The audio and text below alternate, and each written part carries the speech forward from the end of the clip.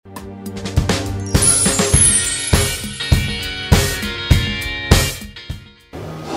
it forward. Have you heard about this line? This is actually one of the visions of our next speaker or guest for today. One of the best motivational speaker and the #1 success coach in the Philippines. And he is the founder of John Calub Training Center. So ladies and gentlemen, you know who I'm talking about. Of course, the one and the only. Welcome, sir, to Top TV Baguio, Mr. John Calub. Hi, Jen, and it's really a pleasure to be a guest in your TV show. I'm so glad finally kasi nandito ako sa Baguio. Ang ganda dito, di ba? Oo naman. Lamig, sarap ng weather, and you know, alam mo kasi dream ko talaga na gawa ng seminar dito, and this is a dream come true for me na finally magagawa na namin siya dito sa Baguio. In 2006, when walang-wala na akong pera, I was invited to write for one of the biggest, actually the biggest newspaper in Manila.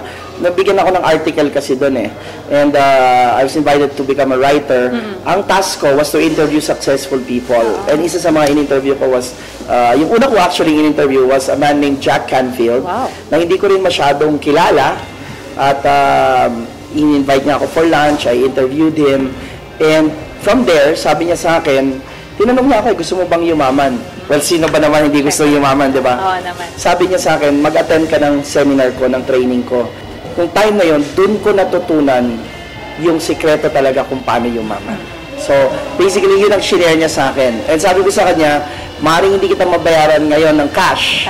Pero sabi ko, ang siguro maibabayad ko sa'yo is, hindi ko makakalimutan na ikaw ang nagturo sa akin. At malalaman niya ng tao. Sa lahat ng mga seminars ko, lagi kong tinuturo na siya talaga yung original na mentor ko. Clear po ba kayo dun sa tinatawag natin na the principle of reciprocity? Yes, definitely. Oo. Ano yan eh, parang sinasabi natin what goes around comes around, and kung ano din yung binigay mo, bumabalik sa'yo, di ba? So, ako, naniniwala ko lagi sa pagbibigay. Yung love giving kasi very powerful. Correct. Tuwing nagbibigay ka, sinasabi natin na kung ano yung binibigay mo, comes back to you multiplied. So kung nag-share ka ng wisdom mo, share ka ng blessings mo, let's say financial to the poor, yan yung isang ways para mabilis tayong yumaman eh. Kaya nga, if you want to smile, you have to be able to give smile first, di ba? So if you want more love, you have to give love. Diba? Ganun lang yun. Sir, what is your favorite car? Alright. Right now kasi ako fan ako ng BMW, no? So lahat ng kotse ko ngayon na yung ako mismo yung gamit ko, I have 2 BMWs right now. Sir, so gusto niyo ng BMW, di ba? You want more, correct? Yes. So kailangan magbigay ka muna. Yes. Kaya nila, sige, you have to give first, di ba? Papapigay ko yung luma kong car. Yung una kong car actually. Yung una kong car kasi for me, it's a landmark for me. It was my first car na ako mismo yung bumili. Na pera, yung ibig sabihin na ito yung perang nakuha ko from my efforts. And pero ang sarap ng feeling kasi na ano mo yun, unang kotse mo BMW agad, 'di ba? Galing ako sa wala. So na-realize ko na yung mga estudyante ko gusto mo yumaman, hindi mo na kailangan kunwari bumili ng, sabi mo, magsa-start lang ako motorsiklo muna, then iaakyat ko ng ganitong sasakyan. Hindi mo kailangan yun eh. Kasi kung gusto mo talaga ng malaki, you can go for the big things immediately eh. Limitasyon lang kasi yun yung sinasabi nila, gagamitin mo yung mga malilit na bagay na stepping stone. Hindi ako naniniwala dun eh. Yung isang teacher ko, no, si Tony Robbins, Anthony Robbins, unang bahay niya is a castle. Literally a castle na worth millions of dollars. Yun ang una niyang nabiling bahay. Tapos nasabi ko sa sarili ko, nililimitahan ko yung sarili ko, kasi ang natutunan ko noon, parang start small. Yes. Diba? And work your way up. Because that's traditional na tinuturo sa school or tinuturo ng parents natin. I don't believe in that. You want to go high, you can shoot for your highest dreams and aspirations kasi wala namang limitasyon. Yun ang totoo. Mangangarap ka na nga din lang, di ba? Bakit hindi mo na pangarapin yung pinakamataas? At yun na ang kunin mo, hindi yung mas maliit. Ano ba ang mga hilig ni Mr. John Calub, sir? Well, marami akong collection kasi. First, ang pinakamadami kong collection, sapatos. Mahilig ako sa mga sapatos. Parang shining and shimmering ang iyong sapatos, sir. Pwede bang ipakita natin sa camera, sir? Well, ito isa sa mga Doc Martens ko na parang ang sabi nila platinum. Yung mga sapatos ako na kalahating milyon isang pair lang. So, medyo, anong brand yung mga yun, sir? These are mga hard to find shoes eh. Hindi siya actually branded. but they were handcrafted. Marami akong sapatos na may pakpak. So, Ano kasi Hercules? Ay, ano din? Mercury ba to? Oo, di ba? So, kasi yung Feeling mo sapatos ko ba, sir, God ka? may pakpak. So, Ganda lagi ko pala. sinasabi, di ba, parang you have to soar higher every Tama. year. So, kaya siya may pakpak. Pala. Dati kasi akala nila napkin lang yung may pakpak eh. Pero ngayon sapatos meron na rin. With wings na. With wings na Shoes rin. with wings. May relo din ako with wings. Talaga, sir. The second ko na collection is relo. Oo. Kung makikita mo, ako lang yung Pilipino na dalawa yung Oo relo. nga na.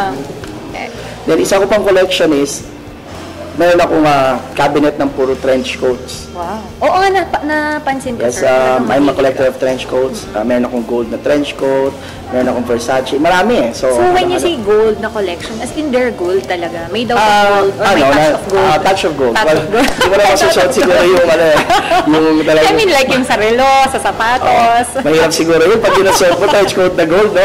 Bago ka tumating doon sa event, baka Hinakaw ka na ng, kinidnap ka na. makinidap ka. Parang yung sapatos din, sir, touch of gold din. Oh, Hindi touch of- pure. Hindi Ah, pure okay. gold. Oh, hindi naman pure gold. Grabe, nakakatakot ka Color, naman, sir. colors na gold. Although meron din akong gold, of course. Makwintas ko. Maganda din Jewelry siguro, na sir, gold. pagawa ka ng head, na gold. Head Pwede, up na pwede. gold, no? Parang Yun ang naging trademark ko kasi yung color na gold eh. Oo. So pag saan mo dyan, Kalub, Gold una mong talaga. maiisip is gold na sapatos. Paano ka gustong makilala ng mga tao? ng Or mga maiwan? na matandaan. Siguro sa Paano akin, yung akin is may kasabihan kasi na basa ko, sabi ng kasabihan, it doesn't really matter who you become, but what others have become because of you. So sa akin is my gift siguro is as we go through life, magtuloy-tuloy yung pagtutulong ko sa mga Pilipino na matutunan nila yung mga prinsipyo ng pagyaman, how to become successful. And ang gusto kong iwanan kasi na pag sinabi mong John Kalub, yan yung tao na nag-share sa akin ng wisdom na hindi madamot na tao na binigyan din ako ng bagong pag-asa sa buhay.